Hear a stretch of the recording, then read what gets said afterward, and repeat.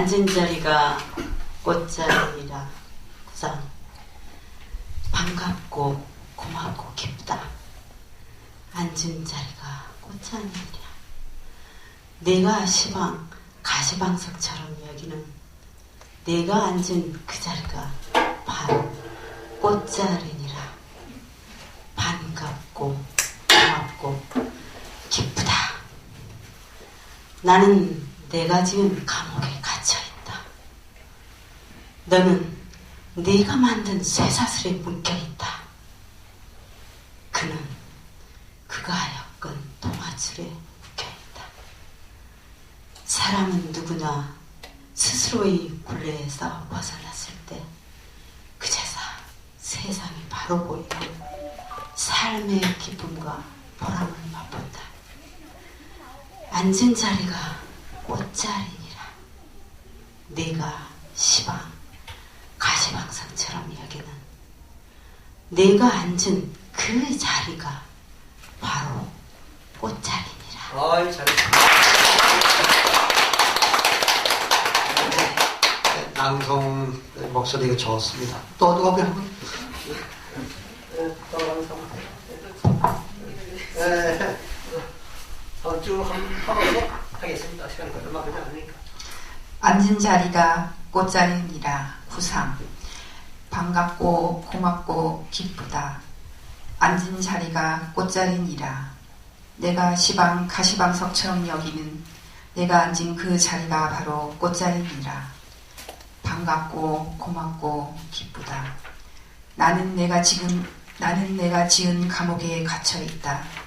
너는 내가 만든 쇠사슬에 묶여 있다. 그는 그가 엮은 동아줄에 묶여 있다. 사람은 누구나 스스로의 굴레에서 벗어났을 때 그제서 세상이 바로 보이고 삶의 기쁨과 보람을 맛본다. 앉은 자리가 꽃자리니라. 내가 시방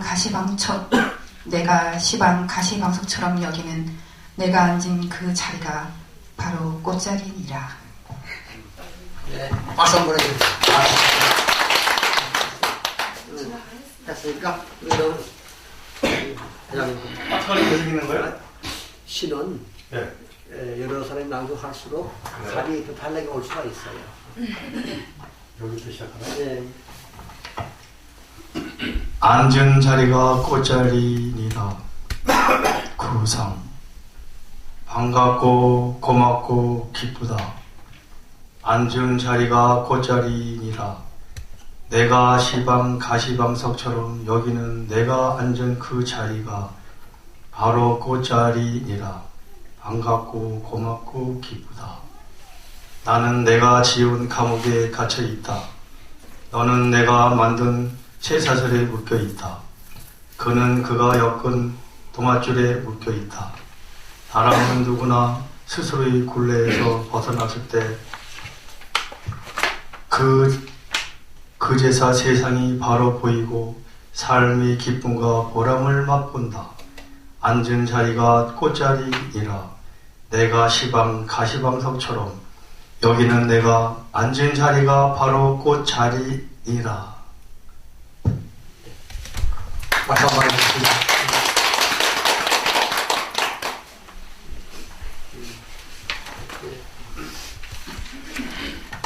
앉은 자리가 꽃자리니라. 구상. 반갑고 고맙고 기쁘다. 앉은 자리가 꽃자리니라.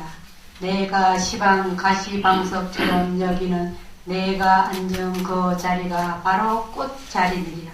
반갑고 고맙고 기쁘다. 나는 내가 지은 감옥에 갇혀 있다. 너는 내가 만든 쇠사슬에 묶여 있다. 그는 그가 엮은 동아줄에 묶여 있다. 사람은 누구나 스스로 굴레에서 벗어났을 때 그제서 세상이 바로 보이고 삶의 기쁨이 보람을 맛본다. 앉은 자리가 꽃자리니라. 내가 시방 가시방석처럼 여기는 내가 앉아 그 자리가 바로 꽃자리니라. 잘하셨습니다.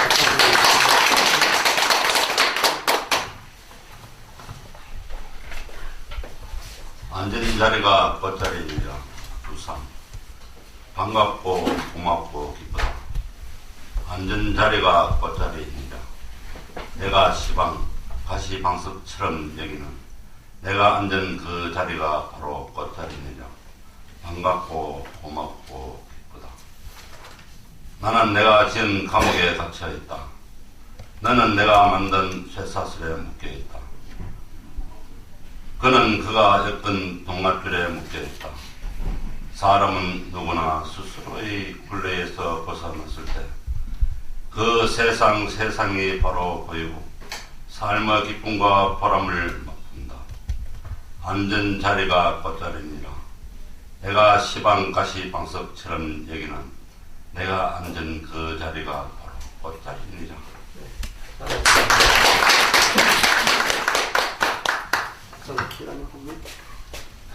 저보다 더 뒤 보사님 성악가 출신이. 아, 그래? 네. 아, 다한 사람씩 돌아가는 거 아니에요? 아, 국문과 졸업하고 또 성악가를 가네. 대단하시네. 앉은 자리가 꽃자리니라. 반갑고 고맙고 기쁘다. 앉은 자리가 꽃자리니라. 네가 시방 가시방석처럼 여기는 네가 앉은 그 자리가 바로 꽃자리니라. 반갑고 고맙고 기쁘다. 나는 내가 지은 감옥에 갇혀 있다. 너는 네가 만든 쇠사슬에 묶여 있다. 그는 그가 엮은 동아줄에 묶여 있다. 사람은 누구나 스스로의 굴레에서 벗어났을 때 그제서 세상이 바로 보이고 삶의 기쁨과 보람을 맛본다. 앉은 자리가 꽃자리니라. 네가 시방 가시방석처럼 여기는 네가 앉은 그 자리가 바로 꽃자리니라.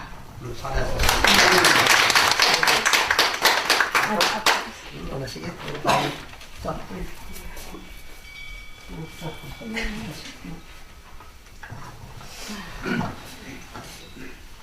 앉은 자리가 꽃자리니라. 구상. 반갑고 고맙고 기쁘다. 앉은 자리가 꽃자리니라.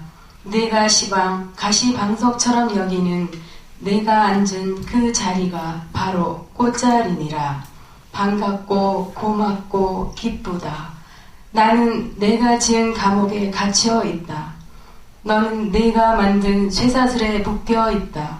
그는 그가 엮은 동아줄에 묶여 있다. 사람은 누구나 스스로의 굴레에서 벗어났을 때 그제서 세상이 바로 보이고 삶의 기쁨과 보람을 맛본다. 앉은 자리가 꽃자리니라. 내가 시방 가시방석처럼 여기는 내가 앉은 그 자리가 바로 꽃자리니라.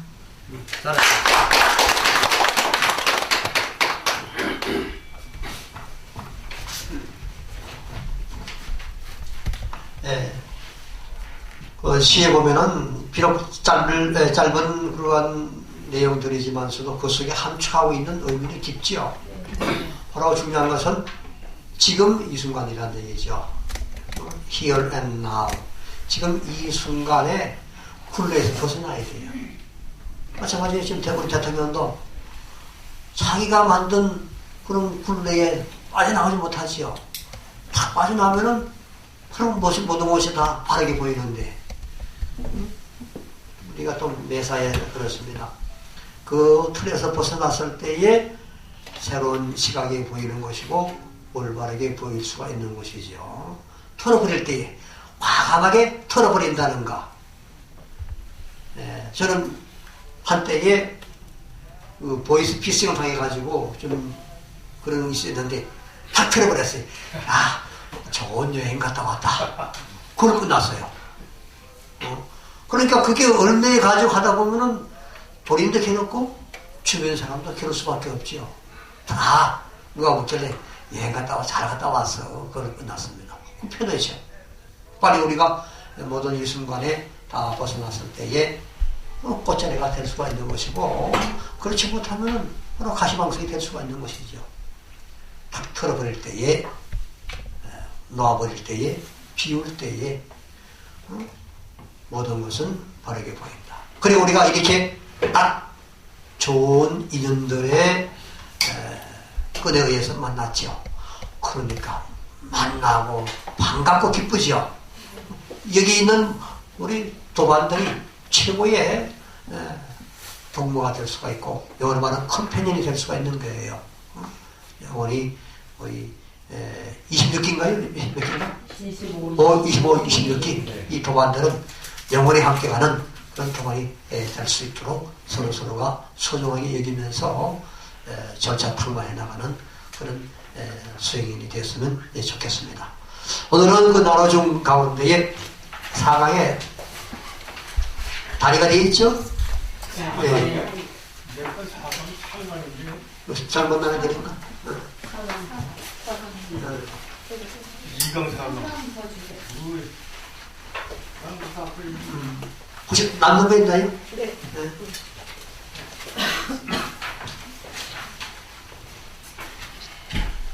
우리 어릴 때에 말한 대로 말이지 너는 주워 왔어. 근데 다 다리 밑에서 주워 왔다고 그랬죠. 마사에 다리 밑에서 주워 왔죠. 아버지 어머니 다리 사이로 나왔으니까 맞기는 맞는데 이 다리라는 것은 우리 실제적인 다리가 있는가 하면은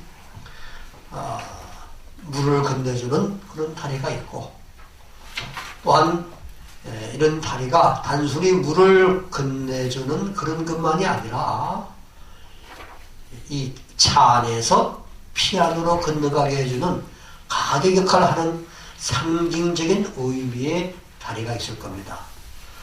우리가 그 사찰에 갔을 때에 사찰에 들어간 입구가 거기에다 다리가 놓여져 있죠.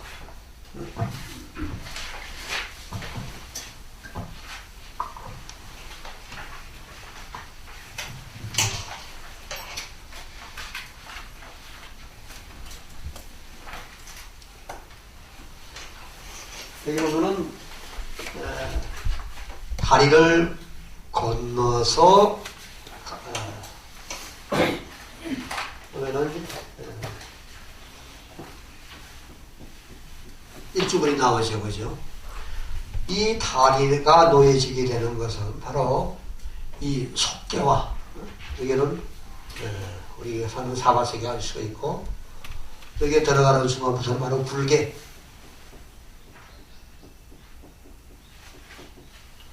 이 속계와 불계를 구분해 주는 것이 다리의 상징적인 기능입니다. 그래서 이 다리를 건너가게 되면은 바로 불세계로 간다는 얘기죠. 부처님 세계로 간다는 얘기예요. 그래서 이 다리의 이름은 주로 어떻게 명칭이 되느냐? 여러분 어떤 다리 명칭 기억나요? 뭐 좋죠. 청운교도 있어요. 청운교. 청운교. 뭐 백운교. 청운교 병원 나와야 되겠죠, 그죠? 이건 대망은 불국사의 상징적인 다리로서 청운교와 백운교가 놓여지죠. 이 불국사의 다리가 이리 올라가게 되면 이 대웅전이 나옵니다. 그죠? 그 다음에 반대편에 가면은 여기는 또는 연화교가 있거나 또는 칠보교가 있습니다. 자, 연화가 있다. 연화가 있다는 것은 바로 연화장세계이기도 하고 우리가 사후에 가는 세계가 바로 연화장세계이고 또 태어날 때 우리가 주로 연화장 세계에 태어난다고 합니다. 심청이가 인덤수 빠져가지고 어디서 태어났어요? 연꽃보리 안에서 태어났다고 그랬죠. 바로 불교적인 상징에서는 바로 연화, 화생한다고 그러죠. 연화, 연꽃 속에 다시 화생, 변해서 태어난다. 그래서 연화,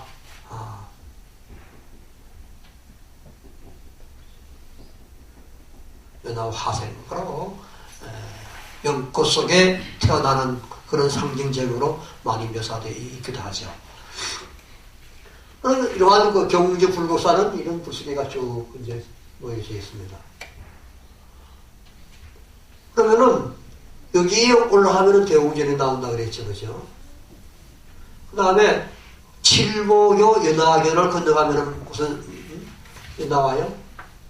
아미타전이 있을 수가 있거나 어떤 경우는 극락전이죠. 여기서는 불국사에서는 극락전으로 이제 표시가 되어 있죠. 지난번에 얘기했죠? 그럼 여기 지나가는 문이 뭐였어요? 여기 문은 무슨 문? 안양문 그랬죠? 안양문. 안양. 지난번에 말씀드린 대로 천수경의 문화결정 생안장 그랬죠? 나는 기필코 안양에 태어나기를 원한다. 그랬습니다. 안양이라는 얘기는 바로 아미타세계고 금다세계라는 얘기죠. 그 다음에 청운교 백운교에 올라가서 자하문이죠. 자하문. 자하문. 자하는 자자라는 얘기는 불을 자자라는 얘기죠. 하는 안개란 뜻이고 붉은 안개가 끼어있다는 것은 상스러운 상징입니다. 그리고 안개는 하얗지요.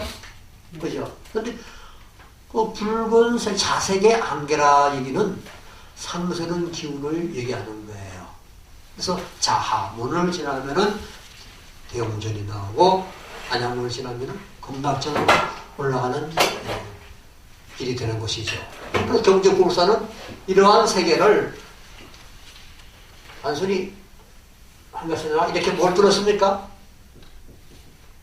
회랑을 둘러놨죠. 불국사의 특징 바로 불교 세계를 상징적으로 회랑을 쫙 둘러놓은 것이 어느 절에도 없는 특징적인 거예요. 구조물로 볼 때에. 그 불국사가 지니는 이러한 특징이 바로 회랑이 둘러져 있다는 겁니다. 그러면 이제 대웅전 올라가기 전에 이게 또 탑이 놓여져 있죠. 뭐가 놓여져 있습니까? 석가탑과 다부탑이 놓여 있죠, 그죠? 석가탑. 다부탑이 놓여져 있는데 이 석가탑은 바로 서가열애께서 항상 설법을 하신다는 의미에서 석가탑을 세워놓은 거예요. 그 다음에 다부탑은 뭐냐? 다보열애가 서가모니 부처님께서 설법하는 얘기를 증명을 한번 해보여야 되는 얘기예요. 증명을. 그래서 서가열애가 항상 설법을 하게 되면은 다보열애께서는 그것을 늘 증명을 해주는 그러한 상징적인 의미에서 석가탑과 다보탑이 동시에 놓여져 있는 것이 불국사의 특징이에요.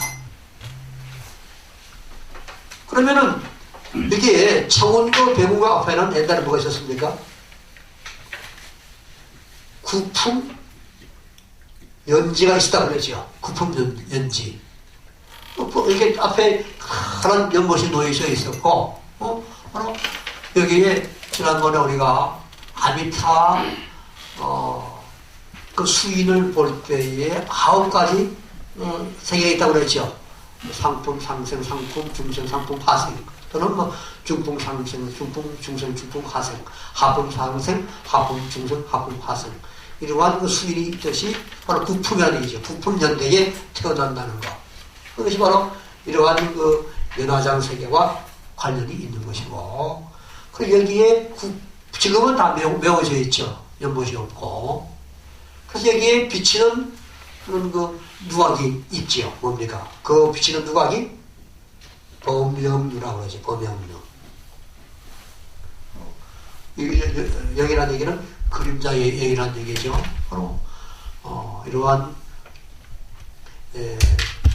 구품연지에 태어나기 위한 여러 가지 그 불세계의 그림자가 여기에 비친다서 범명루가 세워져 있고, 그 다음에 불국사의 특징적인 무엇이냐면은 여기 올라가는 계단의 옆으로 석축이 쌓여져 있죠, 그죠? 석축. 이 석축이 대단히 정교한 특수한 공법으로 되어 있어요. 인공의 돌을 갖다 쌓은 것이 아니라 자연의 돌을 그대로 맞춰서 쌓아놨으니까 무너지지 않죠. 이런 석축의 그 요 공법을 근액의 공법이라고 그래요. 예, 근액의 공법이라는 얘기인데, 이 근액의 공법을 한 것은 정말로 불국사가 지니고 있는 건축미의 아름다운 요소가 되고 있습니다. 이 불국사. 그리고 불국사를 끼고 있는 산이 뭐예요? 토함산. 토함산 의미를 아시나요? 토. 뭘 토해요? 제가 이제 우리 중학교 때에 제가 이제 김전중학교를 나왔는데 김전중학교 다니면서 2학년 때에 수학여행 경주를 갔어요. 경주에 가가지고 아침에 해 뜨는 걸 보려고 진짜 새벽 4시까지 일어나가지고 그때 토함산 올라가는 데는 흙길이었어요. 이 길도 없었죠. 그 흙길을 타고 올라가가지고 해 뜨는 걸 봤는데 토함이 함이라는 얘기는 먹었다는 얘기죠. 먹은 것을 토해요. 즉 말하면은 어제 밤이 태양을 다 먹었다가 새벽 되니까 쫙 토해낸다는 얘기예요. 바로 태양을 먹어봤다가 태양을 토해낸다. 그게 바로 토함산이에요. 알겠어요? 토함산. 응? 그리고 반대로 토함 옆에 가면 남산이 있죠. 남산. 남산. 다음 남산 옆에 가면은 함을 쓰겠습니다. 함월. 함이라는 얘기는 왜 달을 머금는다는 뜻이죠. 달을 머금고 해를 머금고 토해야 되고 이 경주가 이러한 상징적인 의미가 참 강해요. 그래서 경주하면은 달이 더 좋죠. 신라의 달밤 노래 있죠. 신라의 달밤. 저는 한때에 대학 다닐 때 외국어시 공부한다고 경주에 친구하고 경주에 방학동안에 갔어요. 여름 방학 때. 대학 2학년 때. 어디 갔냐면은 경주 남산 밑에 가면은 망월사가 있어요. 망월사. 이 망월사전에서 2달 동안 방학동안 입기를 하고 갔는데 처음에 가서는 한 열 동안은 진짜 열심히 공부했죠. 아니 하다 보니까 날도 덥고 공부 잘한데 그 친구가 속담만을 꼬시더라고. 야, 자전거 빌려가지고 한번 돌자 하더라고. 그래서 자전거를 빌려가지고 한 열흘 동안 경주를 싹싹 뒤졌어요. 그 당시에 경주 유적을 지금 많이 둘러봤습니다. 그래, 그 당시에 남산 올라가니까 남산 여기저기 부산들이 말이죠. 부서진 부산에 많이 방치되어 있고 또 그 당시에 오능에는 뭐 그냥 그 너희 올라가가지고 미끄럼도 타고 아들이 그러더라고요. 그 이제 다 정비가 안 됐을 때니까.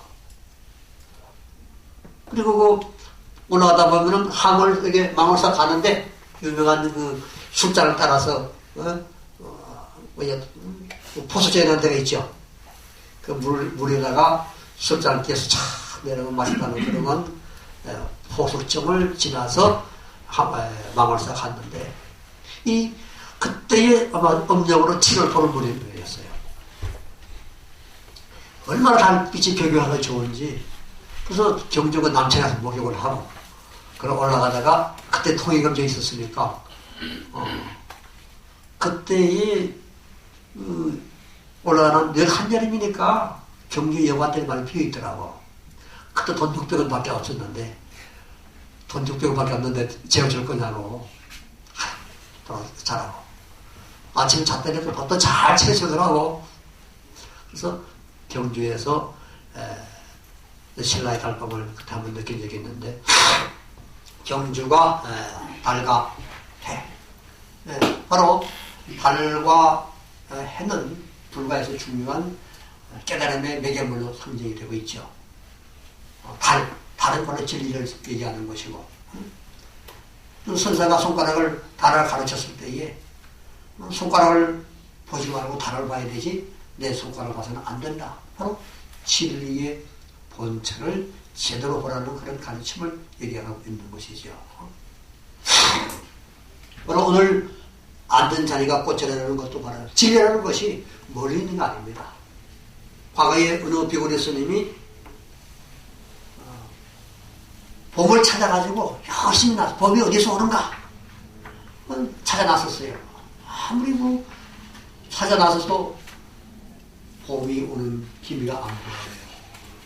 그 몸이 지쳐가지고 있는 상황에서 집에 돌아왔는데 집에 와보니까 바로 집 앞에 그 매화나무에 매화꽃이 탁 피어있는 거예요. 다 봄이라는 게 바로 그게 있구나. 내가 멀리 봄을 찾아다니는 것 이것은 가까이 있음을 몰랐구나 하면서 깨달음을 얻었다는 그런 얘기가 있습니다. 그래서 우리가 흔히 옛날에 큰 선사들이 자기를 찾아 많이 나서죠. 선사들 수행 과정이 뭡니까? 나를 찾는 과정이죠. 나를 찾아가는 과정이에요.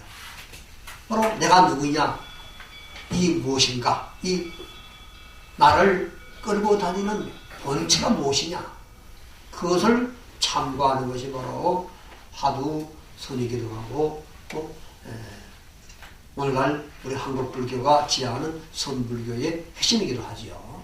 내가 누구인가, 바로 자아찾기. 마찬가지입니다. 스님들이 돌아가실 때는 고향으로 간다고 합니다. 고향으로 간다고 그러죠. 고향으로 간다는 얘기는 뭐예요? 본래 모습으로 돌아간다는 얘기죠. 우리가 일반적인 개념으로 고향이라 하면은 출생한 장소를 고향이라고 하지만 선가나 불가에서 고향이라는 것은 바로 본래 모습을 찾아가는 그곳이 고향이지요. 그래서 바로 불성의 자리.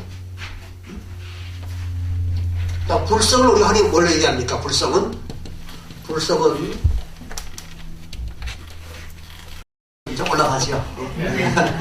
불성은 또 자성이라 하기도 하고 또는 본성이라 하기도 하고 또는 본래 면목이라 하기도 하고 또는 본지 풍광이라고 얘기도 합니다.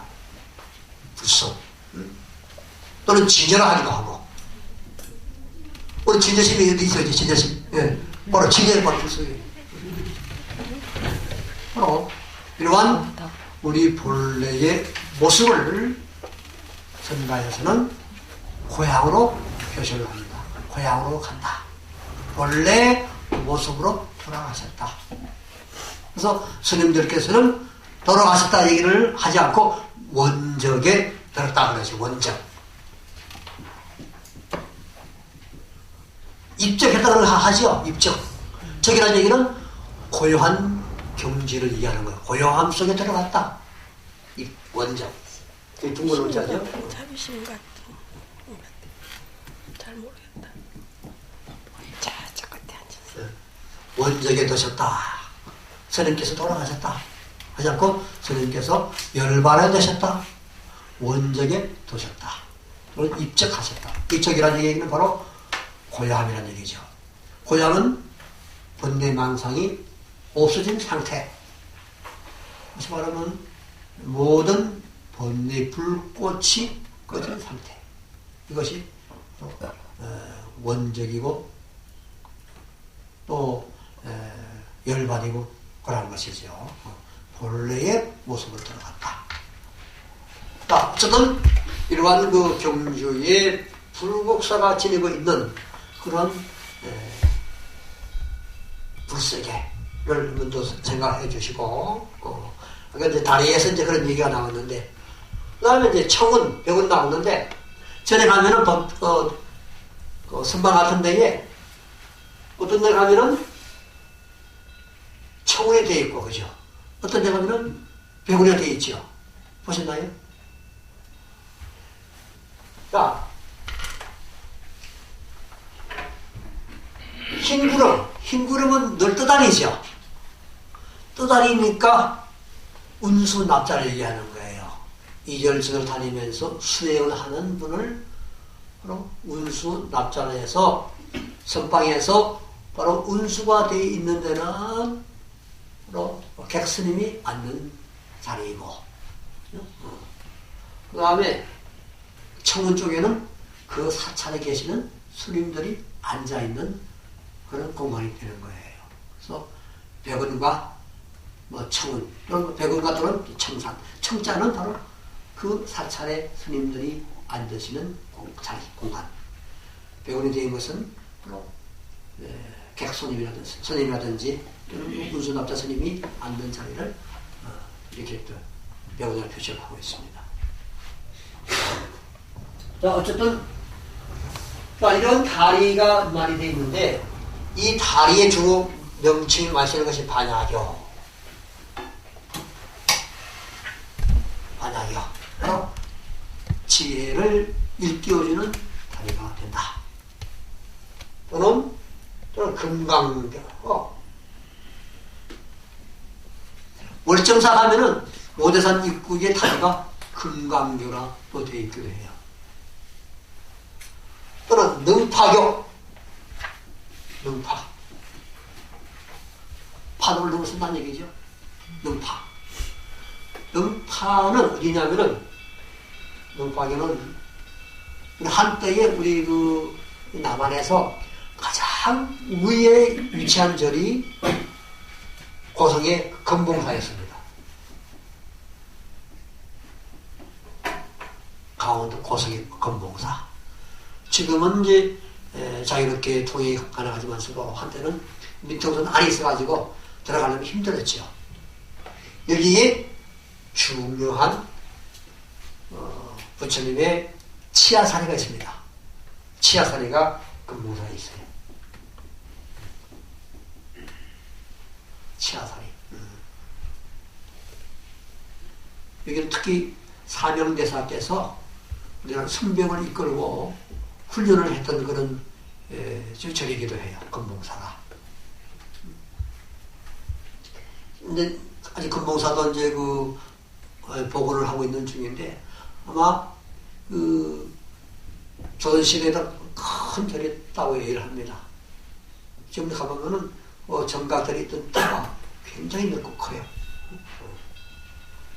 어쨌든 능파경이 있고 또는 지난 얘기한 대로 도피안교라 하긴 하죠. 그죠? 도피안교.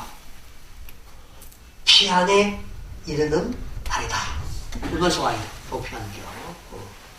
이러한 그 각각의 다리의 명칭이 있는 것은 우리 중생들을 불세계로 인도해주는 그런 중요한 상징적인 의미가 있다. 이렇게 아시면 되겠습니다. 그 다음에 가면은 이제 뭐가 나타납니까? 하나 보면은 이게 뭐냐면 말씀에는 이제 어떤 산이 나오죠, 그죠?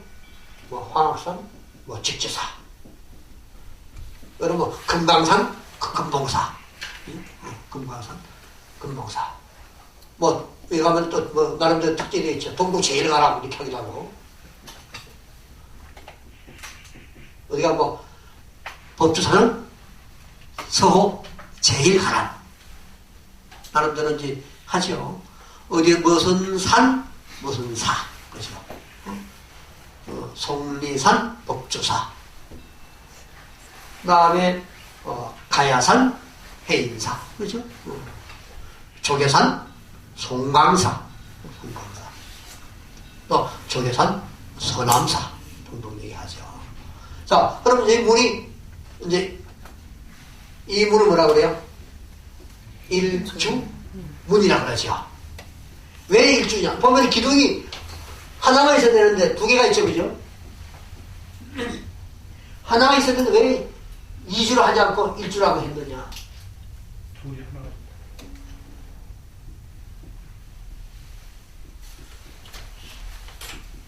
또 1주라는 얘기는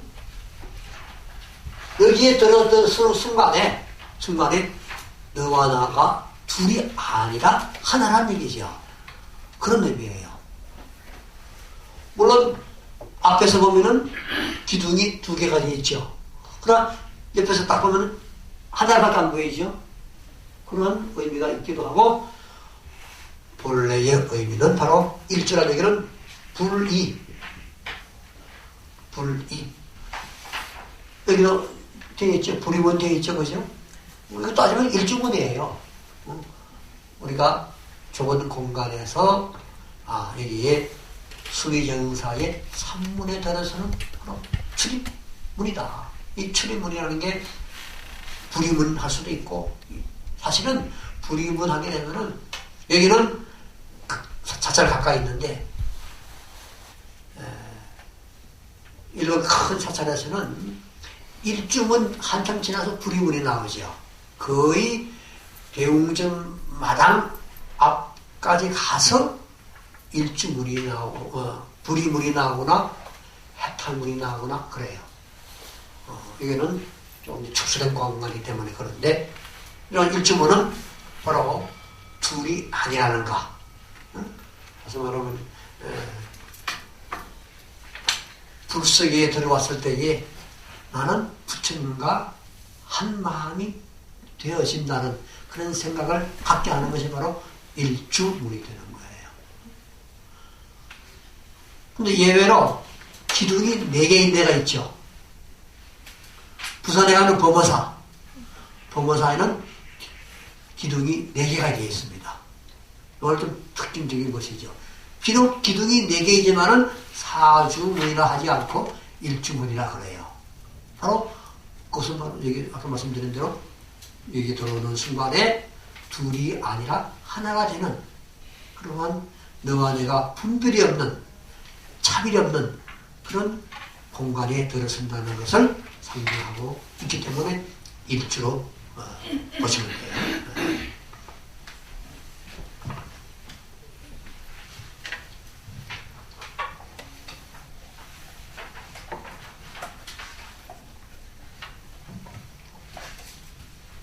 앞에 처음에 보면은 나눠진 자리에 내 다리가 바로 귀한 정토로 진입하는 그런 기능을 하고 있는 것이 지금 말씀드린 내용들입니다.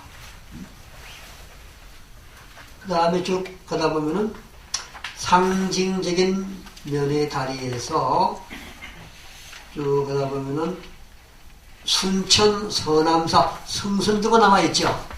이게 참 좋은 자리예요. 순천 서남사의 성선교.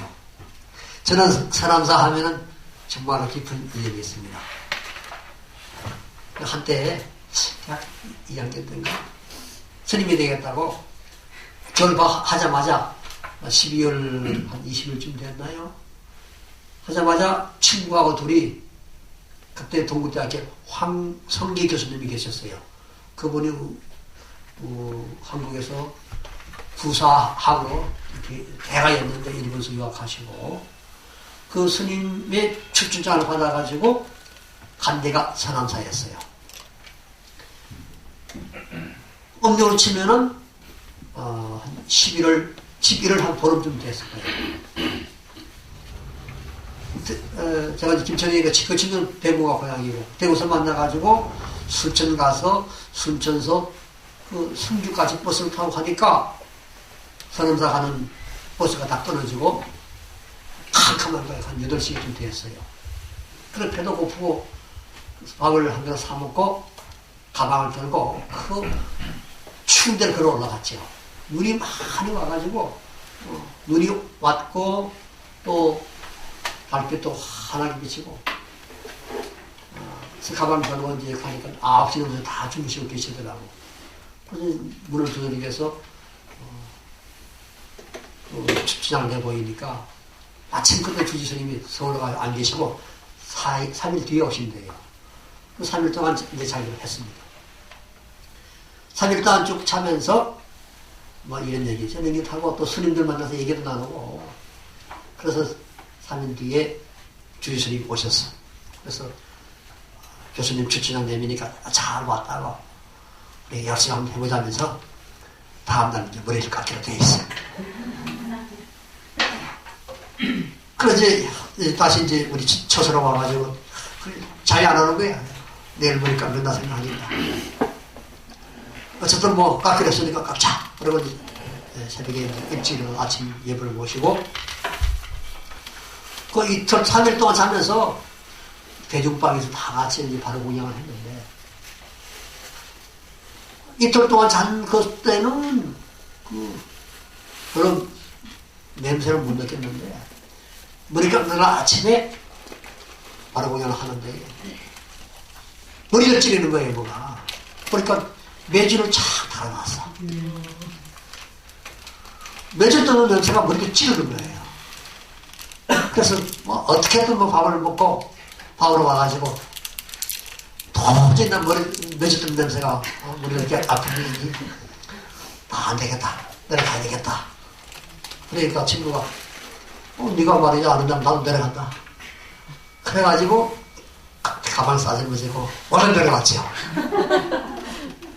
그게 출고하러 갔다가 출고 못하고 내려온 그런 다 한 40년 전의 얘기입니다. 그래서 비록 내가 출고는 안 했지만은 좀 나름대로 부처님 마음속에 늘 새기면서 잘 살아보겠다고 그렇게 해서 지금 여기까지 온 것 같습니다. 서남사. 지금 후회 안 하십니까? 후회해요. 후회는 안 하죠. 그때 만나서 지금 뭐 총무원장 했을 것인데 그런 생각은 없고 내가 그걸 하려고 간 것도 아니고 어쨌든 서남사가 참 좋네요.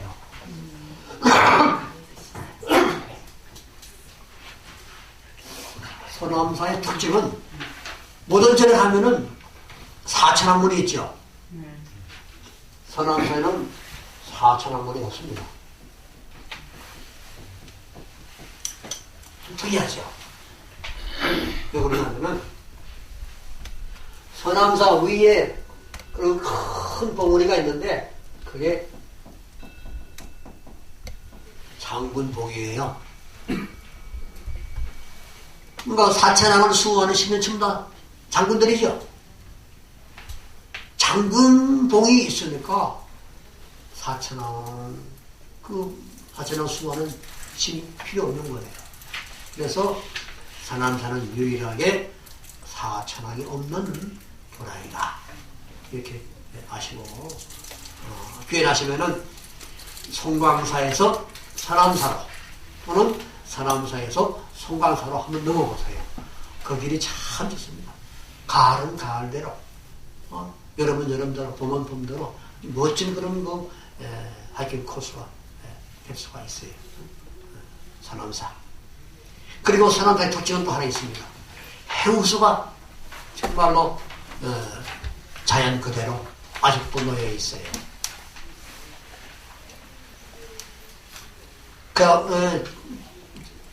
집사람하고 이제 언제 무서남사 가가지고 그런 얘기해서 내가 당신 만나려고 내 친구가 못한 것 같다. 내가 그런 얘기 있었는데 서남사의 해우수 앞에는 큰 소나무가 하나 늘어져 있고 그야말로 이를 보면은 아주 툭 떨어지는 그런 근심을 푸는 최고의 전통 화장실이 아직도 서남사에 남아있어요. 그래서 정호석이라는 시인이 있죠. 눈물이 나면은 기차를 타고 서남사로 가라. 그런 시가 있어요. 서남사 화장실에 가가지고 지금 울으라는 얘기죠. 울면은 모든 것이 다 풀리는 얘기예요. 우리 옛날에 그 여인들이 시집 가가지고 괴로움 슬픔 다 있으면 화장실에 가가지고 뭐 울면서 다 풀었다 그러죠. 그야말로 화장실이 푸는 데는 최고예요. 근심을 푸는 것이든 또 속에 쌓인 그런 그 불편한 것을 내려보내는 것이든. 그래서 화장실은 풀고 내려놓고 비우는 데 최고의 공간이 화장실이다. 그것도 생각을 해보게 됩니다. 우리가 화장실도 그렇게 오는데 돼 있더라고 보니까 비우고 말키는 최고의 공간이 화장실이라고 딱 좀 식구로 되어 있대요. 저는 서남사에 정말 그 다음에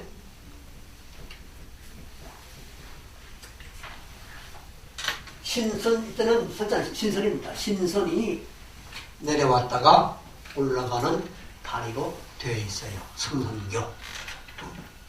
이 성선교인데 원래 서남사에는 신선이 내려왔다는 강선루 누가 있어요, 그죠? 강선루. 신선이 내려왔다. 여기는 불교와 도교 사상이 융합되어 있는 거예요. 그죠? 도교에서는 신선을 얘기하죠. 서남사에서는 도교와 불교가 잘 집합되어 있는, 융합되어 있는 그런 상징적인 건물들이, 건축물들이 성선교이고 강선루고 그래요.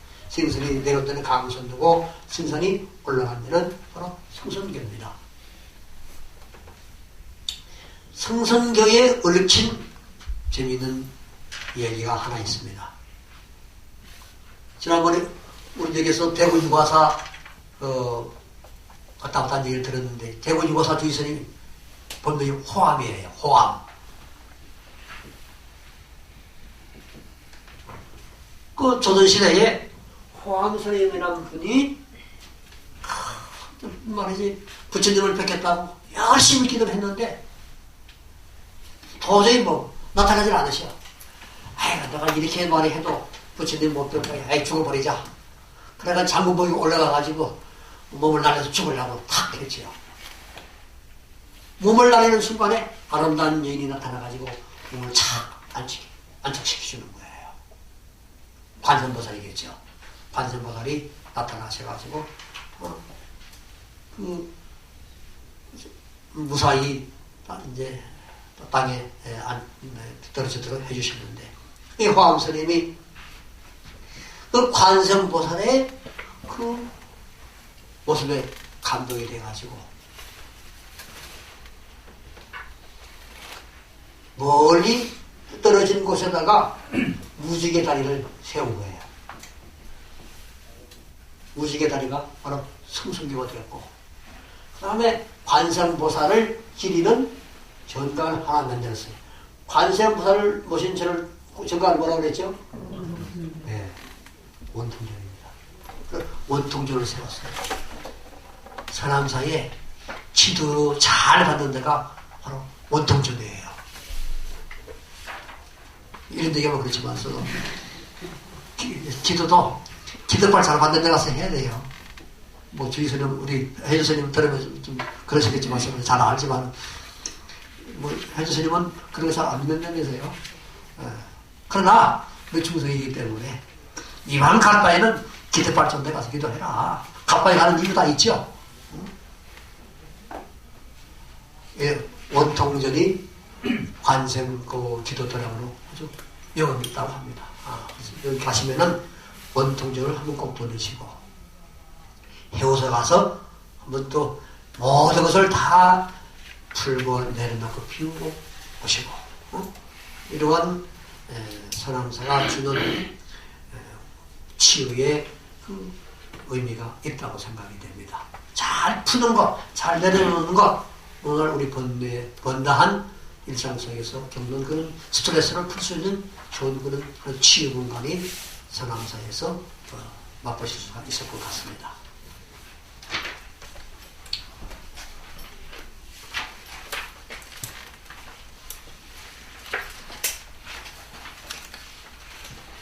뒤에 나와 있죠? 자, 그런데 이게 이제 특징이 뭐냐면은, 이 다리가 이제 있는데,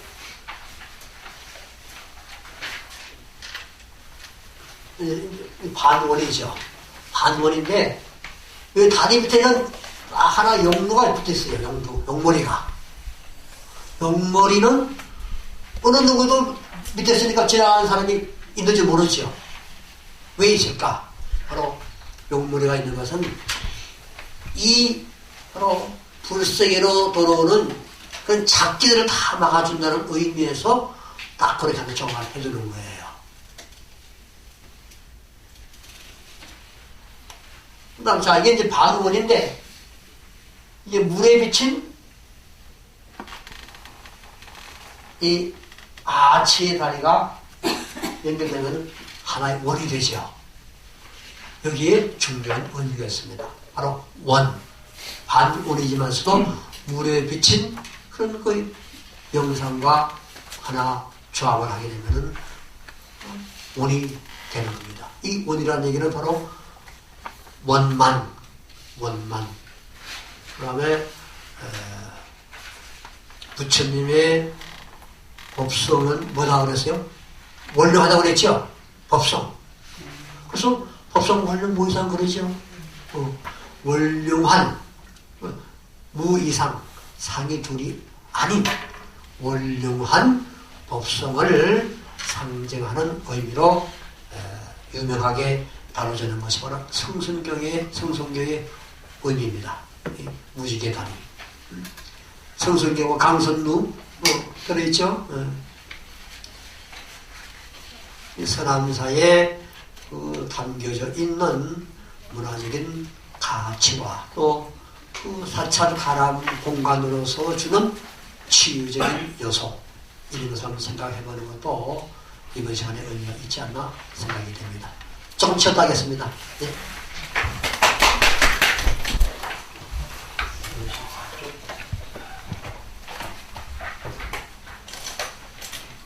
네, 큰 가람에 가다 보면은 사천왕상도 있고 좀 더 올라가다 보면은 금강역사도 나오죠. 이런 금강역사를 우리는 인왕이라고 하는데 그야말로 금강은 역사라는 얘기는 힘센 사람의 역사라고 그러죠. 네. 금강역사가 바로 불법을 수호하는 수문장 구실을 합니다. 그 다음에 그 사찰 오른쪽에 벌리고 있는 것은 아형 금강이고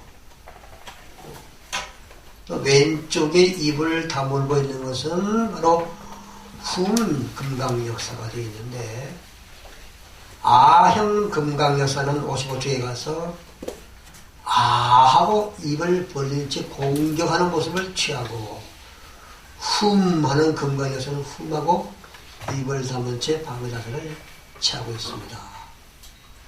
근데 법무에서 하면은 시작을 얘기하는 것이고 하면은 끝을 얘기합니다. 아는 하면은 보세요. 하면은 내뱉는 것이죠. 시작이고 하면 입을 다물죠. 하면은 마무리 끝. 그래서 모든 것이 시작과 끝이 원만하게 이루어지다. 그래서 도배야 하기도 하고 하기도 하죠 우리가.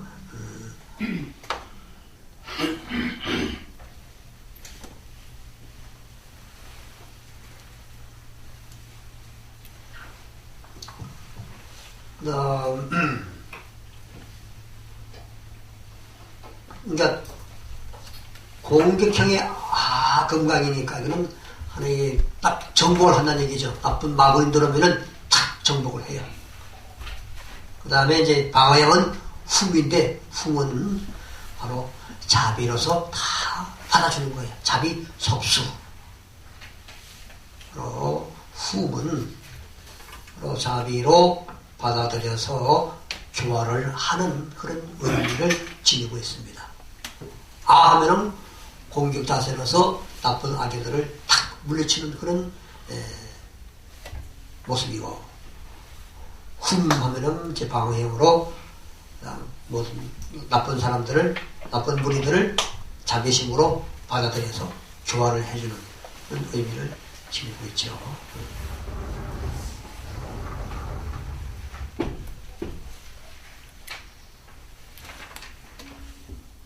그 다음 사천왕상 쭉 나와있죠. 밑에 보면은 동서남북 이 전부 다 인도의 그 신들을 불교에 받아들여서 수호신으로 다 받아들이고 있는 것이죠. 사천왕 가운데 동서남북이 다 놓여져 있죠. 그죠? 동쪽은 바로 지국 천왕이라 해서 뒤에 그림 나오는 거예요.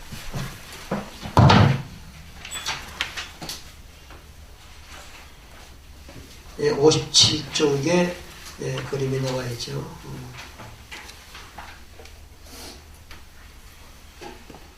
보면은 57쪽은 동방은 지국 천왕, 남방은 증장 천왕, 서방은 광목천왕, 북방은 다문천왕인데 가지고 있는 그 지물이 좀 다르죠. 자, 그러면은 지물을 보면은 동쪽에는 비파를 타고 있죠. 비파. 동쪽에 지부천왕 비파를 가지고 있고, 남방 정장천왕은 보검을 가지고 있죠. 칼을 들고 있죠. 칼. 그래서 보검을 가지고 있고, 서방의 광목천왕은 용과 여의주를 가지고 있습니다. 용과 여의주를 가지고 있고, 그다음 북방 남원천왕은 탑을 들고 있죠. 보탑을 들고 있습니다. 보탑을 들고 있는 것이 가장 권능이 높다고 그래요. 보탑을 들고 있는 거. 이 권능을 높이 상징하는 그런 것으로 되어 있습니다.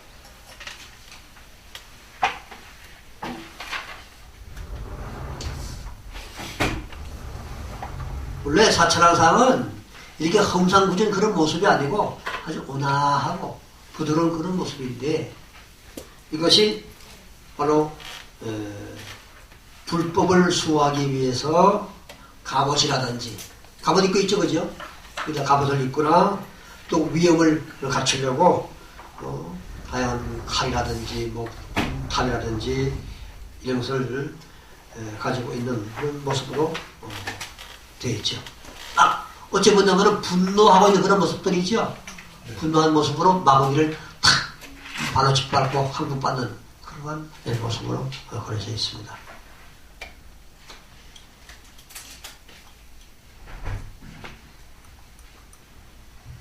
다음, 이것을 말하면 한편으로는 불법을 수호하면서 우리 마음속에 있는 번뇌를 끊게 하는 하나님의 작용도 한다는 의미가 있습니다. 마음속에 번뇌를 끊게 하는 그런 작용으로 갑옷도 있고 다양한 그런 무장한 그런 모습으로 그려지고 있죠. 그 다음 팔부신장에 들어가서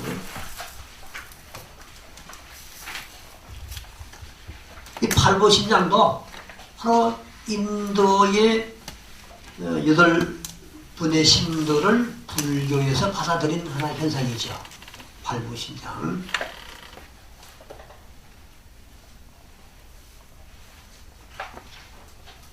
팔부신장 첫째는 뭐였습니까? 천이 있고, 그 다음에 용, 천룡을 하죠. 천과 하늘 천. 예. 그 다음에 용은 여의주를 물고 있는데, 전에 가면은 그 대웅전 앞에 용이 여의주를 물고 있는 모습이 많이 조각되어 있죠. 왜 그럴까요? 용은 비바람을 관장한대요. 화재를 막기 위해서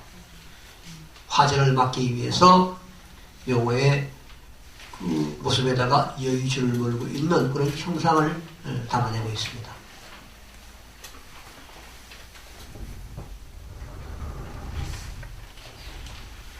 그 다음에 야차가 있죠.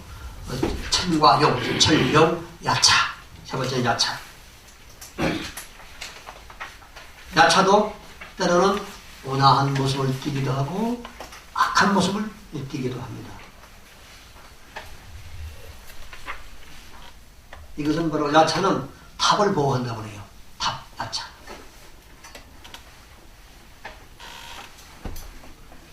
네 번째는 김나라.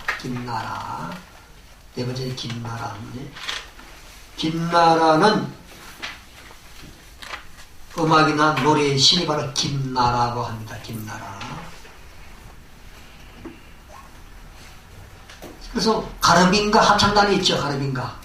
바로 이러한 상징적인 의미에서 김나라가 있고, 김나라 가르빈가 같은 경우는 사람의 얼굴에다가 새 모습을 하고 있는 것이죠. 아주 아름다운 목소리를 지니고 있어요. 그리고 노래도 부르고 춤도 잘 춘다고 해요. 이런 거 상징적인 의미에서 김마라.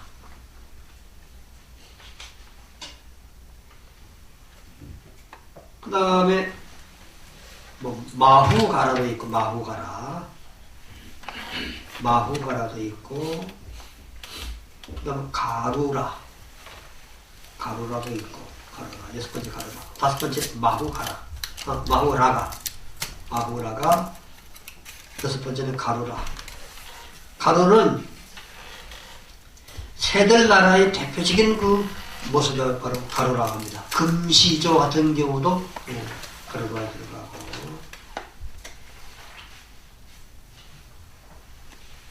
인도에 가면은, 인도네시아에 가면은 가루다라는 그런 그 한국 회사가 있습니다. 인도네시아에 가루다 항공회사도 여기서 나온 곳이고, 그 다음에 일곱 번째는 건달바.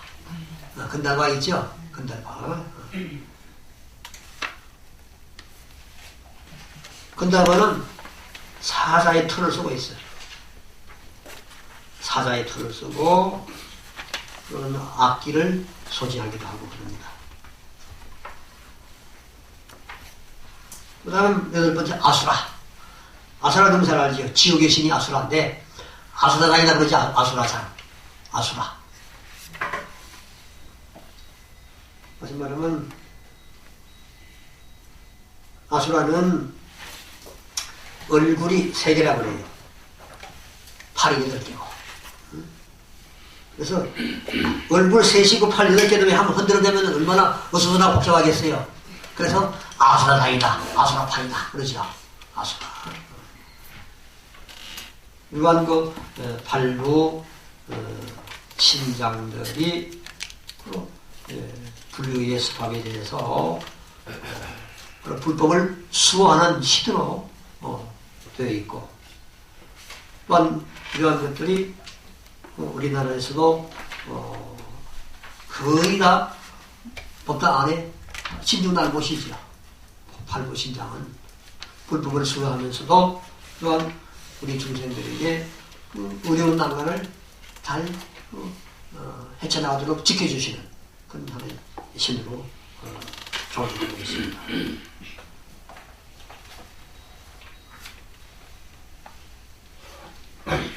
이런 그 모든 그 신들이 또 인도의 신들이 불교에 받아들여져 가지고 독특한 불교만의 그 법을 수호해주는 그런 존재로서 자리를 배임하고 있고, 또한 우리도 그런 신장의 힘을 빌려서 어려움을 극복하거나 또는 헤쳐나가려고 하는 그런 모습을 갖기도 합니다.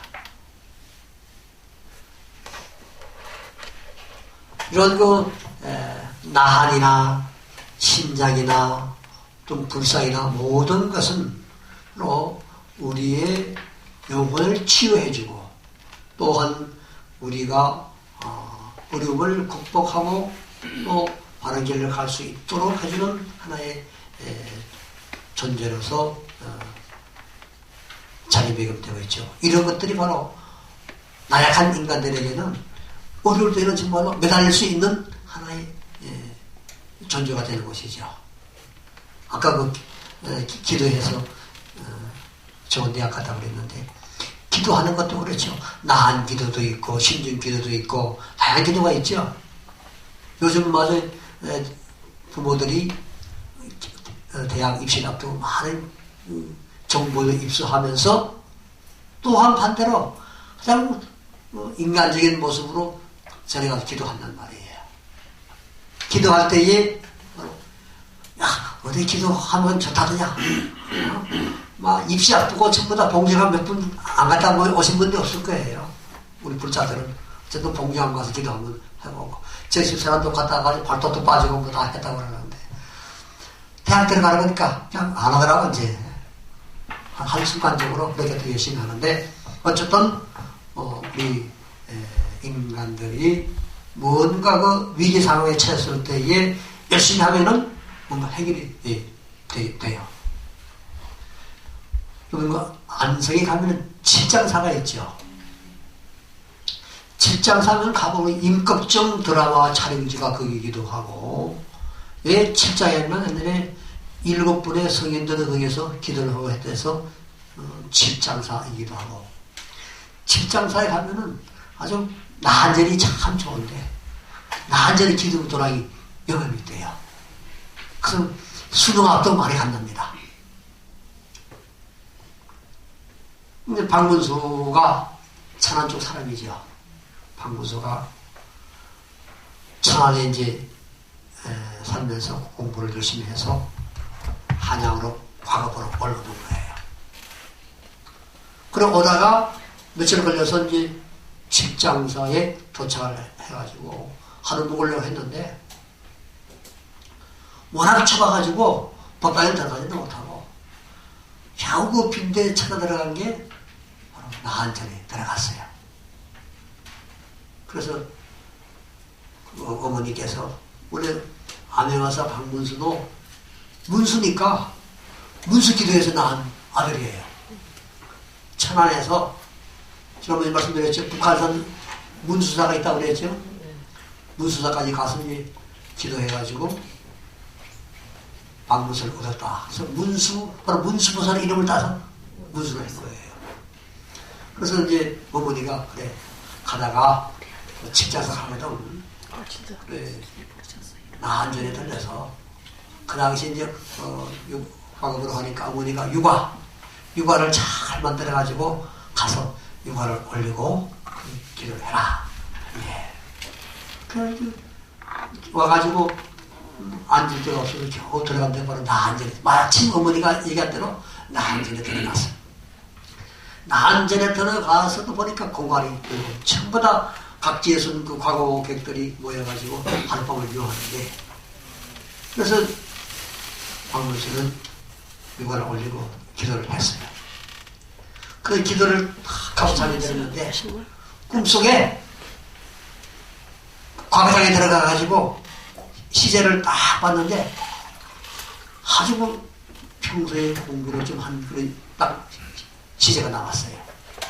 그래서 열심히 썼는데 마지막 한 줄 기억이 안 나는 거예요. 그래서 고민하다가 막 눈이 잘 깼어요. 그래 이상한 생각하고 그래서 어떤 며칠 뒤에 하나에 와서 과거장에 딱 도착을 했는데 과거장에 수많은 과거객들이 모여서 다 대기하고 있는데 시제가 무엇이 날까 다 온갖 시제를 다 쓰고 있는 거예요. 그래서 드디어 시제가 쫙 내려오는데 꿈속에만 시제가 탁 나온 거예요. 그래서 일필시를 쫙 써내려갖고 마지막 한 구절은 본인이 열심히 다 그동안의 공부한 내용을 바탕으로 해가지고 탁 써고 나왔어. 탁 나오니까 다른 사람들이 저 사람 이렇게 빨리 써고 나가지? 혹시나 입시 부정이 있는 거 아니야? 요즘 말이 이화여대 뭐 입시 부정 난리인데 입시 부정이 있는 거 아니야? 한테는 이제 덧서서 했지요. 그래 나와가지고 며칠 뒤에 탁 했는데 딱 자원으로 합격이 된 거예요. 자원으로 합격되니까 더욱더 난리가 났지. 이거 말이지 문제사 나갔다. 그래가지고 난리난 탓은 그게 아니고서 판명되니까 박문수가 다시 그 인정에 대해서 어사화를 받고 어리거리하는 암행사의 역할을 잘 했다는 얘기. 이 박문수 얘기지만 이런 나한의 기도에 힘이 있는 거예요. 나한 기도는 뭔가 급할 때에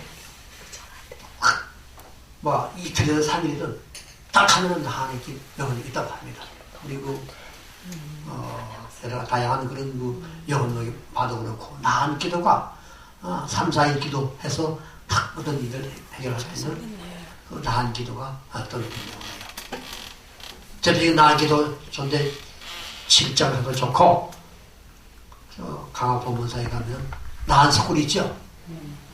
거기 가서 기도를 해도 좋고, 그 다음에 신촌에 가면 봉원사가 있어요. 태고종. 신촌 봉원사에도 그 나한 16분이 잘 모셔져 있어. 아주 그 할아버지의 모습이 다정다감한 그런 할아버지의 모습이 아주 각각달리 잘 조성이 되어 있습니다. 우리 여기서 나오면서 나한상은 바로 할아버지 같은 넉넉하고 인자하고 지혜로운 그런 분이 나한의 모습으로 우리에게 다가오고 있고, 우리가 이러한 불교 문화를 알아야 됩니다. 물론 경전 공부도 중요하고 또한 사경도 중요하고 하지만서도 이런 문화를 알고 사경을 하든 정전을 읽든 하게 되면은 또 우리의 그 불교에 대한 이 폭이 깊어지고 넓어질 수 있으리라 생각이 돼요. 이러한 그 다양한 불상의 이미지, 바로 불상이라는 것은 불신의 표현이고, 그러면서 우리의 예배의 대상이면서 이 예배의 대상이 될 때는 즉한 마음으로 예를 올리고 또 자신을 돌아볼 수 있는 그런 기회가 돼야지만은 불상에 대한 진정한 의미가 살아날 거예요. 그러나 불상이 박물관 안에 있으면 그건 의미가 없는 것이죠. 바로 우리 직접 다가와서 감흥을 줄 수 있을 때에도 신심을 내게 하는 것이죠. 우리 수미정사 안에 법당에 가면은 가운데 부처님이 얼마나 참 자비스러워요. 좀 독특한 불상이에요. 불상을 조성하는 분을 뭐라 그래요, 우리가? 불모라 그러죠. 불모.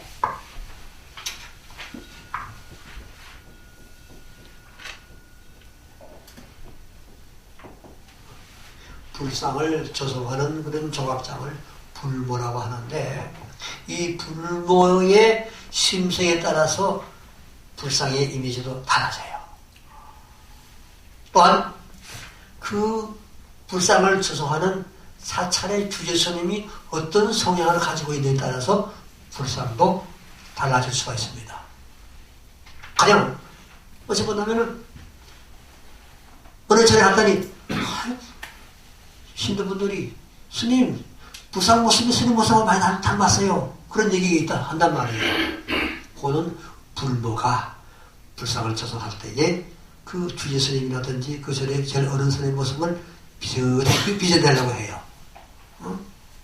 그런 것은 불모와 그 해당 사찰의 주의스님과의 좀 교감에 의해서 이루어질 수 있는 그런 하나의 이미지로 작용하는 것이죠. 그래 우리가 이제 예배할 때에 그래 우리가 서가모니 붙이는 앞에서도 하면서도 서가모니불을 하지 않고 관세음불을 하는 거 그러죠. 상관없어요. 그냥 편안하게 우리 서가모니 붙이는 앞에서도 저라면 관세음보사 하면서 이제 절을 해도 부처님은 어디서나 다 소리를 들으시고, 물론 관세음보사 그렇겠지만 부처님도 아니 계신 곳 없으시잖아요, 그지요? 그래서 처처불이라고 그랬단 말이에요. 어디서나 다 계시기 때문에 아니 계신 곳 없으시는 사상자부의 부처님이란 말이에요. 그러니까 간절한 마음으로 예를 올리고 또 그러면서 자신을 돌아볼 수 있는 그런 하나의 예배의 대상물로서 불상이든 또는 보살상이든 나한상이든 신중상이든 이것이 나에게 다 불법을 수호하는 신임이면서도 나를 지켜주시는 그런 분들이라 생각을 하게 되면은 지켜주시는 거예요. 그러나 해봤자 무슨 의미가 있겠어? 그러면 의미가 없는 거예요. 마음이 70, 80%니까 항상 마음을 잘 조아려서 직업정성으로 예를 다하면은 좋지 않겠다는 생각이 되고, 또한 우리 불교에서 중요하게 얘기하는 것이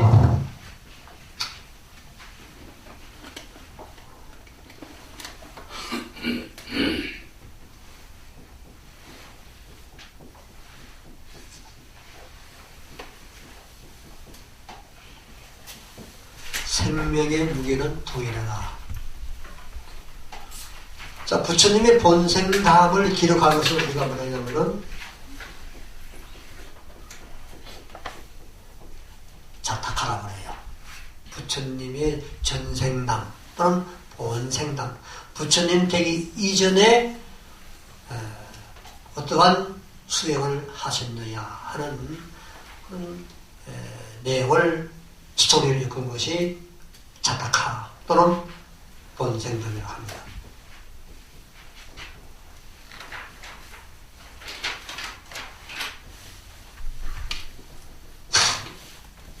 본산에 가면 한 467세까지 정도 수록이 되어 있어요.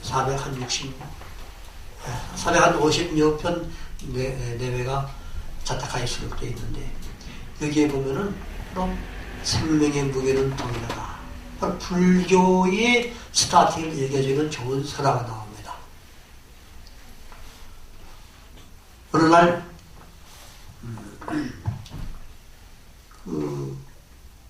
사냥꾼이 사냥을 하러 갔어요. 사냥을 하러 갔는데 갑자기 비둘기가 자기 품으로 날아온 거예요. 그 포수를 피해서. 그래서 그 포수가 비둘기를 사냥을 나와가지고 열심히 조져내가 쌀로 했는데 피해가지고 왔기 때문에 그 소리는 비둘기를 딱 풀어주고, 그 사냥꾼이 와가지고 방금 비둘기에 갔으니까 비둘기를 내놓으시오. 못 내놓는다. 나에게 왔으니까 지켜줘야 된다. 그 대신에 내가 비둘기 대신해서 너한테 고기를 주겠다. 그러죠. 그래서 사냥꾼이 그러면 줬어. 비둘기 무게가 이만큼 나가는데, 그럼 저를 가져와가지고 비둘기 무게를 본인 무게는 이만큼 가는 거예요. 그러니까 살짝 떼가지고 주니까 이만큼 계속 기울어지죠. 계속 살점 띄고 팔날에 떼가지고 아무리 올려놔도 이 무게와 같지 않아요. 그 결국은 몸전체를 딱 여기다 올려놓으니까 무게가 동일해지는 거예요. 그 결국 뭐냐면은 내 온몸을 던져서 생명을 구해줬다. 온몸을 던져서 생명을 구해줬다. 그래서 이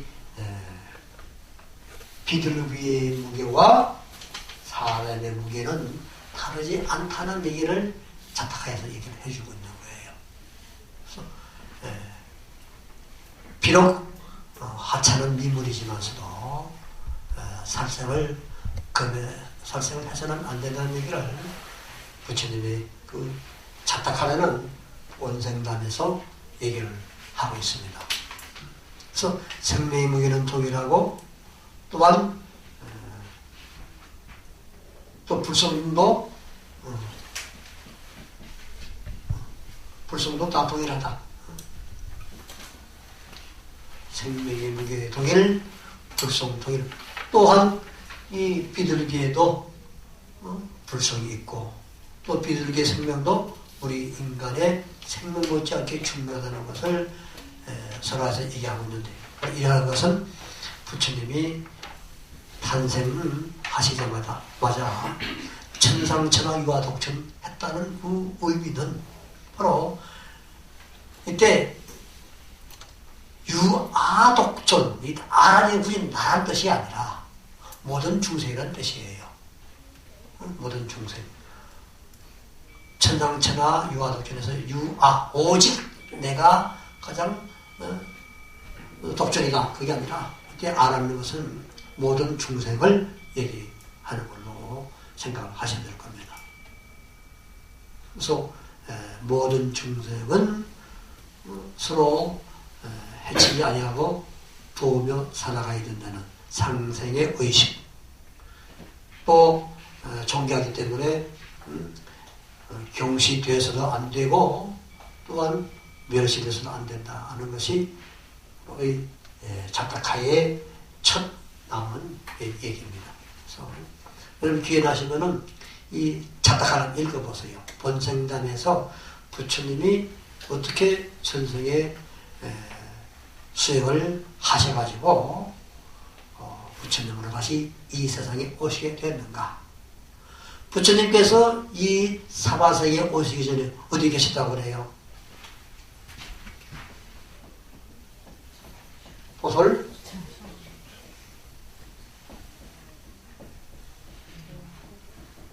그렇죠. 도솔천 내원궁에 어떤 보살로 계셨습니까? 그렇죠. 도솔천 내원궁에 호명보살로 계시다가 바로 마야 부인의 그 모습, 몸에 잉태가 되어서 출생을 하신 걸로 기록이 되어 있습니다. 이 내용은 가끔 국제법에서 법에서 문제에 다뤄지는 거예요. 도솔천 내원궁에 호명보살로 계셨다. 그래서 흰 포키를 타고 마야 부인의 그 몸에 잉태돼서 출생하게 되는 그런 탄생 얘기가 있죠. 그래서 이러한 부처님의 일대기를 그려놓은 걸 뭐라고 그래요? 그림을 그려놓은 것을 발상도라고 그러죠. 발상도. 제침에 나오는 것이 바로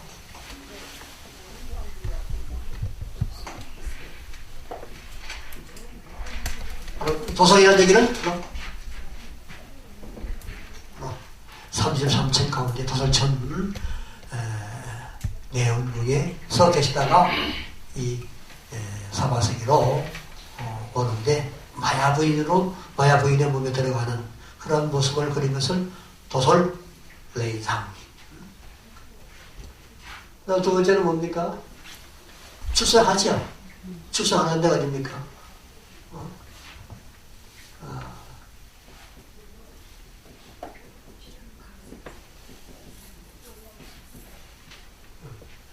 비람이라기는 바로 룸비니를 비람이에요. 룸비니. 부처님의 그 룸비니 동산에서 출생하셨죠. 룸비니.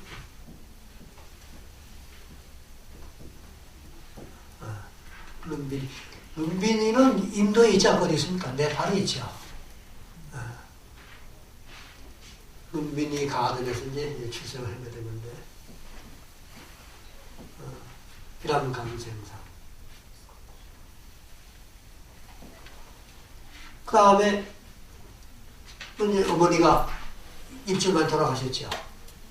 일주일 만에 돌아가시고 이모한테서 이제 자라게 되는데 어린 시절에 아주 명상적인 그런 기질이 있고 또 출가의 어떤 상호를 지니고 있으니까 많이 염려가 돼서 호화스러운 그런 그 별장을 지어주고 사계절마다 각각 다른 지역에서 머무르게 하고 출가를 하지 않도록 미인들도 넣어주고 이렇게 해서 생활했지만서도 어느 날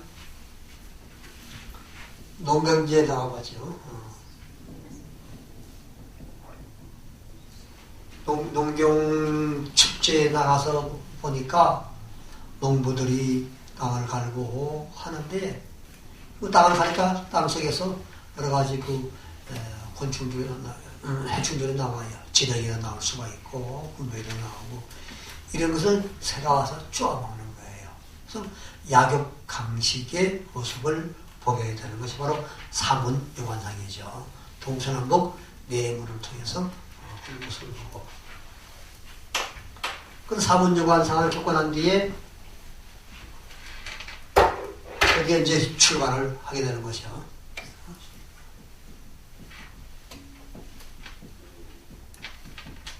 바로 그 왕궁 담장을 탁 넘어서 출발하게 되는 것이죠. 아들 하나 얻었죠. 아들 이름이 뭐예요? 나홀라. 나홀라는 잘 알다시피 장애물이다 그런 얘기죠. 장애물. 이제 잘 아시는 성철 스님의 그 따님이 있었죠. 좀 더 스님이 계시지만서도 그 스님의 이름이 뭐예요? 불필, 필요 없는 아이다. 그래가지고 불필이라고 이제 본명을 지어줬는데 우리나라 큰 스님들 보면은 과거에는 다 결혼을 하셨다가 출가를 하셨죠. 대표적인 것이 성철 스님의 불필, 그 다음에 청담 스님의 묘엄스님이라고. 수원에 가면 복령사가 있습니다. 수원 복령사의 묘엄스님도 청담 스님의 아닙니고. 그 다음에 우리나라 대강박에 했던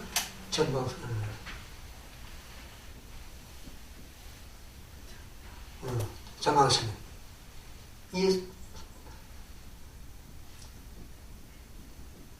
명성스님. 지금 운문사 회전에 계시죠. 명성스님.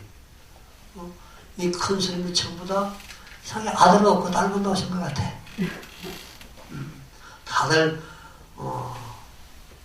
좀 귀한 분들이고 또 후손을 있게 해달라고 좀 이전을 맺어서 딸들만 나오신 것 같은데 어쨌든 일반 라올라가 탄생이 되었지만서도 출가를 하게 되고 그 다음에 출가해가지고 정말로 무진고선을 하죠.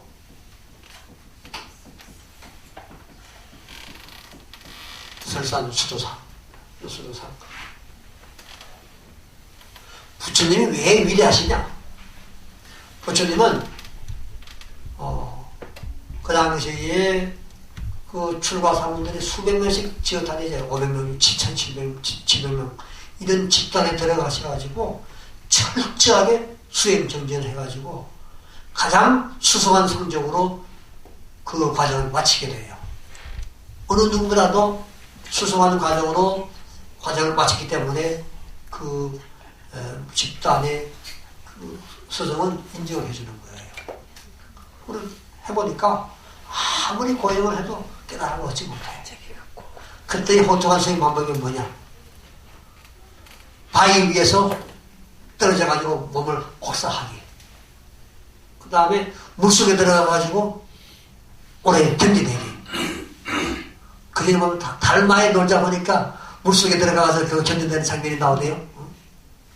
그 다음 뭐냐? 아주 시뻘겋게 그 다른 못 위를 걸어가는 얼마나 뜨거워요. 못 위를 걸어가는 이러한 극단의 심한 수행 정진을 해보니까 원동가가 없어요. 그런 과정을 수성한 성적을 마치니까 주변에서도 대단한 분이구나 인정했던 것이고 그 길로 나와서 명상수행 들어간 것이 바로 설선수도상이 되는 것이죠. 그 다음에 깨달음을 얻게 되는 것이 뭐죠?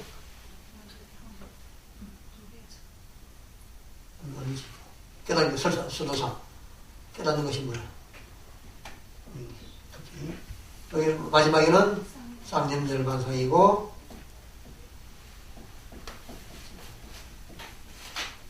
그 다음에 녹원전법상이고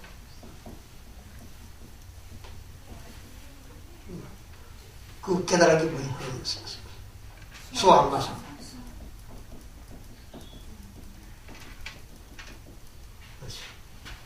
바로 인도의 보도가야 그 보리수 아래 금강좌에서 선정에 들었다가 깨달음을 얻게 되죠. 이때 부처님이 그 깨달음을 얻은 그러한 성도세에 보면은 티벳 그 스님들이 몇몇 명씩 모여와가지고 텐트 치고 한 달 동안 그것을 기도한 거예요. 저도 어느 한 20년 전에 1월달에 갔었는데 그 추위에도 수만 명씩 텐트 치고 거기 와서 성도세를 맞이하는 이런 티벳인들의 그 대단한 수행 정신이 보이더라고요. 올 때는 어떤 분들은 그야말로 엄청난 길을 이제 삼보 일배해서 오신 분들도 있고, 그래서 팥죽 세계 옷을 입은 스님들이 넘쳐나요. 가면은. 그리고 노원정법상 5명의 첫 비구를 앉혀놓고 설법을 하는 그런 노원정법상. 이 그야말로 원래는 사섬이라고 하는데 사섬은 별로 없어요. 하나도. 마지막에 살림 열반상. 북동쪽에 가면 열반상이 있죠. 열반상. 편안한 모습. 지금 최근에도 그 부처님의 열반상을 많이 조성하는 사찰이 있어요. 대표적 용인에 가면은, 여기 무슨 절인데, 최초의 열반상을 크게 만들어가지고 하고 있죠. 열반상. 근데 부처님 열반상 중에서 그 부처님 제자 가운데 마가섭이 부처님 돌아가시자 바로 온 것이 아니라 며칠 뒤에 오셨다고. 그래 부처님 마가섭이 며칠 뒤에 와가지고 어떻게 부처님 이게 돌아가셨습니까? 원래 나고 죽음이 없으시다 하신 어떻게 돌아가셨느냐? 그랬더니 부처님이 관 속에서 양발을 착 내밀었다는 곽시쌍부라고 하죠. 곽 속에서 식 보일 시자 쌍부 두 발을 내보였다. 곽시쌍부 이야기. 이런 것들이 바로 부처님이 나고 죽는 것이 없다는 거. 바로 나고 죽는 것이 없는 것이 바로 얘기하는 법성이죠. 바로 생사가 없다는 얘기죠. 법성이라든지 진여라든지 자성이라든지 번지풍광 이런 것에는 나고 죽는 것이 없다라고 합니다.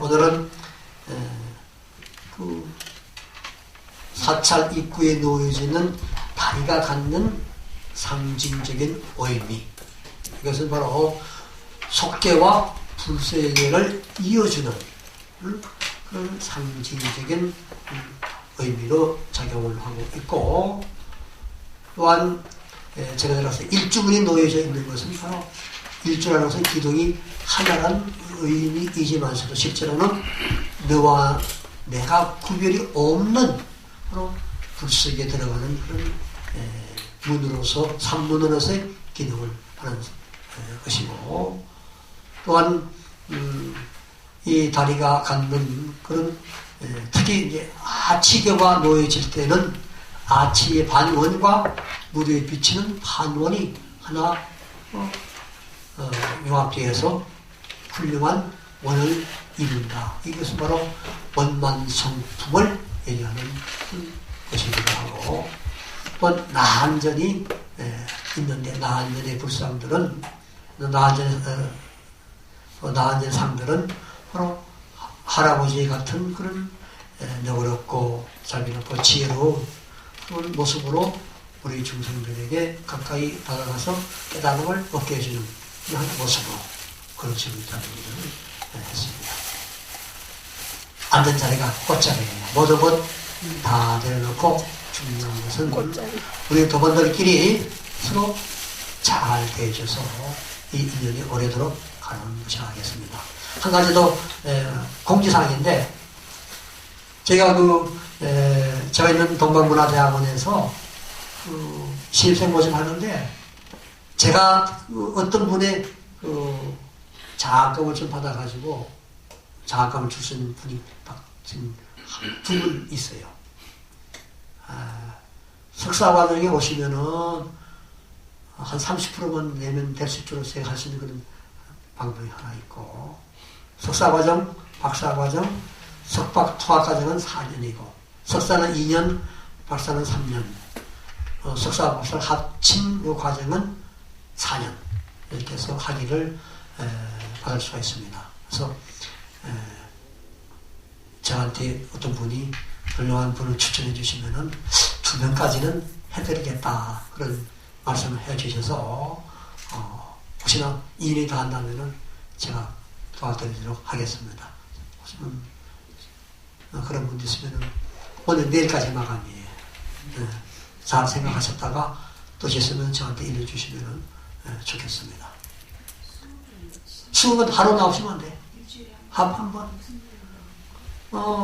주로 수목 중에 나오고 화수목 나오도 수목 나오도 좋고 저는 주로 이제 수요일 날 수업을 하는데 하루 정도 나올 수가 있고 또 뭐 매일 매주 나오지 않아도 돼요. 우리 인천서 오시는 분들 몇 분 계세요. 그래서 바쁘시면은 미리 연락 주시면은 뭐 2주에 한 번씩 나오셔도 되고 정 어렵다면은 뭐 3주에 한 번 나오셔도 되고 그건 뭐 대학원 수업이기 때문에 학부처럼 타이트하게 수업을 하지 않고 서로 이제 논문 쓰는 방법이라든지 또는 공부하고자 하는 내용이 있으면은 또 같이 심층 공부를 또 할 수 있도록 하고 이렇게 하고 있습니다. 학점? 너무 그렇게 신경 쓸 필요 없어요. 그러면 대학원 학점이라는 게 평균이 B+이상 되니까 뭐 장학금 받으려고 그러면 그럼 뭐 학교에서 주는 장학금이 학교에서 주는 건 한 20% 정도 줄 수도 있어요. 그리고 개별적으로 제가 이제 아시는 분이 한 50% 준다고 하니까 그럼 30% 정도만 내면 한 학기에 뭐 한 400만 원 정도 석사는 300 몇몇 원이고 박사는 한 400, 한 3, 40만 원이고 어디 가더라 뭐 한 학기 6개월 동안 배우면서 뭐 조금 될 수 있는 거는 뭐 당연한 것이죠. 어떤 좋은 인연에 대해서 학위를 받을 수 있는 그런 글이 있으면은 저한테 말씀을 해주세요. 일주일에 한 번 강의 시간은 그런 건가요? 그러니까 지금 이제 원래 기본이 9시간 들어야 돼요. 그 세 강좌. 그래서 3학점이죠. 3학점인데 학점 치료는 그렇게 힘들지 않을 거예요. 또 다양하게 들을 수 있습니다. 학교 내에 요즘 뭐 상담도 있고 또는 뭐 문학 치료 같은 것도 있고 또 불교 예술도 있고 어떤 형태든지 오셔서 공부한다면 제가 조금 도와드리도록 할 겁니다. 네. 오늘 수업 여기서 끝내겠습니다. 감사합니다.